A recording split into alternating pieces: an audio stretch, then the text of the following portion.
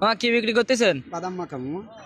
মামা এই বাদাম স্বাদ হবে তো? অবশ্যই স্বাদ হবে, ভালো লাগলে টাকা দেবেন, না হলে দিতে হবে না। মামা, আপনি দেখলাম প্রবাসীদের নিয়ে একটা গান বানাইছেন মামা, হ্যাঁ? জি তো এই গানটা আপনি কি করে বানাইলেন? প্রবাসীদের নিয়ে তো কেউ কথা বলার সাহস পায় না, আর আপনি এই গানটা কি নিজে লিখছেন? জি।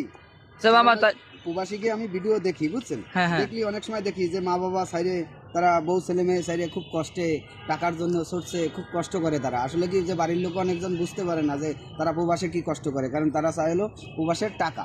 কারণ তারা হলো বাড়ির সন্তানের চেয়ে প্রবাসের টাকার জন্যই তো তারা বিদেশ পাঠায় দেয়। ছোট সন্তান, সবার চেয়ে ছোট সন্তান তারাই বিদেশে পাঠায় দেয়, তাকে বাঁধে না। যার কারণে এই গানটা বানালাম, তাকে আমি ভিডিও দেখি, খুব ভালো লাগে, যার কারণে এই গানটা বানালাম। আপনি তো যেহেতু এই গানটা নিজে বানাইছেন, জি। তাহলে এই গানটা গানের তালে তালে আপনি বাদাম মাখান তো। আচ্ছা।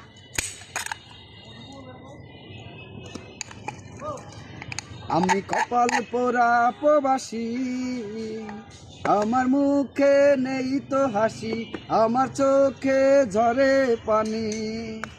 আমি কপাল পোড়া প্রবাসী, আমার মুখে নেই তো হাসি, আমার চোখে ঝরে পানি। মা বাবা ছেড়ে প্রবাসে এসে, মা বাবা ছেড়ে প্রবাসে এসে কেমন করে ভালো থাকি।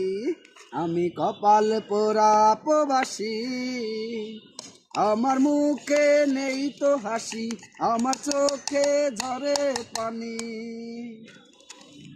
বাহ মামা বাহ, প্রবাসীদের নিয়ে তো আপনি অনেক সুন্দর গান করতে পারেন, অনেক ভালো লাগলো মামা। আর প্রবাসী যে ভাই বোনেরা আছেন তারা অবশ্যই পেজটা ফলো করে দেবেন, আর ইউটিউব চ্যানেল দেখলে সাবস্ক্রাইব করবেন। আমার একটা লাইক।